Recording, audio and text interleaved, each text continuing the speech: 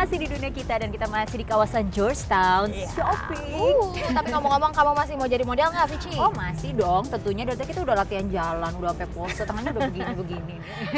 Coba model lah berarti. kamu lihat dulu dong liputan yang satu ini, karena untuk jadi model itu nggak cuma cerita manis aja di belakangnya, ada juga cerita nggak cuma Ada yang pahit juga ya ada yang ternyata. pahit juga, Oke. nggak cuma dandan cantik gitu ya, pakai baju bagus, Oke. tampil di depan banyak orang, Woi. tapi juga banyak juga yang menyedihkan. Enggak lah Vin, kalau itu kita udah tahu, kita sebagai model gitu kan Loh, ya. kamu- Jadi kita udah riset dulu nih, gitu nggak cuma langsung mau jadi aja. model maksudnya. Mau jadi model dan sebenarnya kita udah jadi model nih sekarang. Tapi yang jelas emang sih ada ini salah seorang model yang berusaha untuk membuka aliansi model supaya ntar para model-model itu kalau misalkan punya masalah gitu kan ya, mereka bisa curhat di organisasi ini. Wah. Gitu. Terus mudah-mudahan sih bisa menemukan solusinya. Bagus sekali ya. Jadi seperti apa? Ini dia dia. liputannya. Sarah mulai menekuni dunia modeling sejak usia 14 tahun. Saat berumur 21, ia telah menjadi peragawati para desainer terkemuka. Wajahnya sering menghiasi billboard di pusat kota New York seperti yang tergambar di dokumenter Picture Me ini. Dunia modeling bukanlah semata glamor, banyak sisi negatifnya.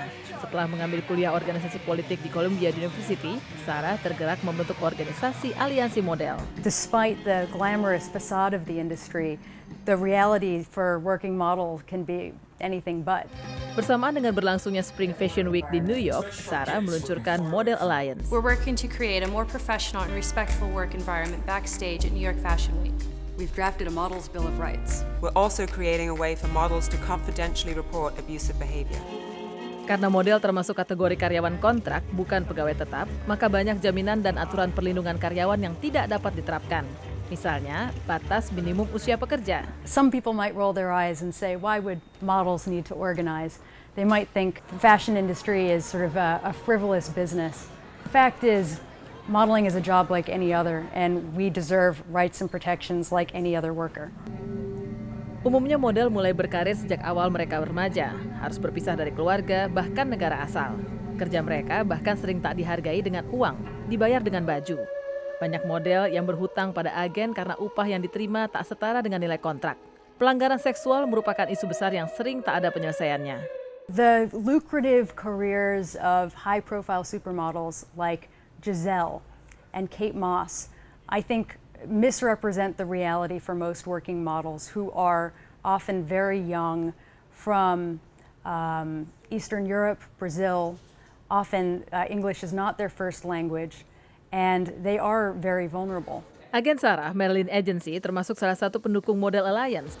Juga tokoh fashion dunia Diane Four-Furstenberg yang kini menjabat sebagai Presiden Ikatan Perancang Busana Amerika. Ia menekankan batas usia minimum 16 tahun bagi model dan hak mereka untuk mendapat privasi saat berganti baju.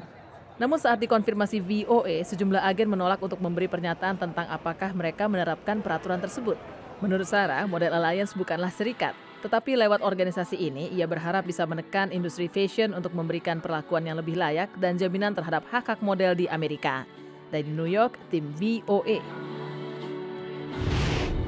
Namanya jadi model tuh pasti ada kendalanya. Sebenarnya sih semua usaha pasti ada kendalanya, nggak mungkin nggak. Iya jelas sih, tapi itu harusnya tidak menghentikan kita untuk melakukan apa yang kita suka ya. Betul. Juga untuk jangan takut kalau mau memulai usaha baru. Seperti ya seorang anak muda Indonesia nih yang mencoba peruntungannya memulai usaha desain dan produksi sepatu. Nah, saya sempat ketemu nih dengan Freddy Tumakaka ketika saya di New York. Wah, tapi yang jelas dia tuh pemberani banget ya, karena dia tidak mengerti yang namanya desain dan bisnis, tapi berani mencoba dengan membuka line sepatunya dia yang diberi nama Praja. Wow. Seperti apakah sepatunya? Ini dia. Modal nekat aja sih kayaknya. Tapi aku waktu itu melihat opportunity. Tak melulu modal nekat. Ferdy Tumakaka, anak muda asal Jakarta ini memang kreatif dan berpotensi besar. Ferdy hijrah ke New York 9 tahun lalu, awalnya untuk melanjutkan sekolah musik. Terus aku pernah kerja di New York Theater Ballet sebagai music director. Terus freelance piano juga udah pernah sama piano duo Verdico. Terus yang venture yang terakhir itu bikin line sepatu. Merancang sepatu pria kini menjadi profesi terbaru Ferdy. Jadi konsepnya adalah comfort casual. Kita itu ngeblend desain-desain sepatu yang lebih formal tapi dipasang sama sole sneakers. Nah ini Tuh. yang lagi dipakai juga salah satu contohnya. Iya, ini salah satu contohnya yang lagi salah aku satu pakai. contoh. Nah boleh dijelaskan? Tidak main-main, sepatu pria rancangan Ferdi dipasarkan di Amerika dengan nama Praja. Praja berasal dari bahasa Sanskerta yang artinya generasi atau offspring. Jadi itu adalah filosofi di balik Praja juga adalah generasi baru yang tidak harus berbusana resmi, tidak harus berbusana casual. Maksudnya mereka bisa rapih tanpa harus terlihat bahwa tetap representatif untuk profesinya. Ciri khas utama Praja adalah banyak memakai bahan-bahan tradisional seperti tenun tuban berbahan dasar kapas yang hanya dapat ditemui di Indonesia.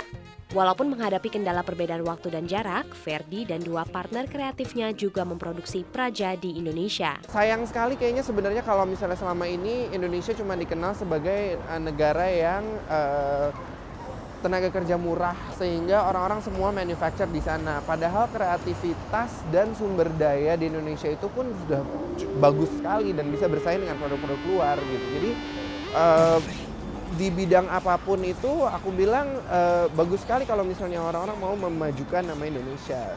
Setelah melakukan riset pasar, pengembangan produk, dan ikut pameran perdagangan selama setahun terakhir, kini Praja pun sudah masuk pasar sejak Februari 2012. Jadi kita akan launch e-commerce, online shop, dan juga akan mulai ada di toko-toko online sekarang sudah ada. Dari New York, Kartika Octaviana, Alam Burhanan, dan Nia Iman Santoso, VOA. Wah, saya sih berharapnya Ferdi Tumakaka bisa mendesain juga sepatu-sepatu perempuan buat kita-kita kayak gini ya. Tenang, sabar, namanya juga kan baru mulai, pasti Iya. nanti bakalan ada gitu. Tapi saya jadi kepikiran, pengen jadi desainer sepatu juga, kayaknya seru juga. Aduh, nih Vici tadi udah jadi fashion designer, model, sekarang desainer sepatu juga. Maunya apa? Saya juga bingung. Why pemirsa. not? Kenapa kacang? Ya, boleh. Terserah kamu. Ya udah, kita istirahat dulu ya pemirsa. Jangan kemana-mana, tetaplah bersama Dunia Kita karena kami masih akan kembali setelah yang satu ini. Ayo, yuk.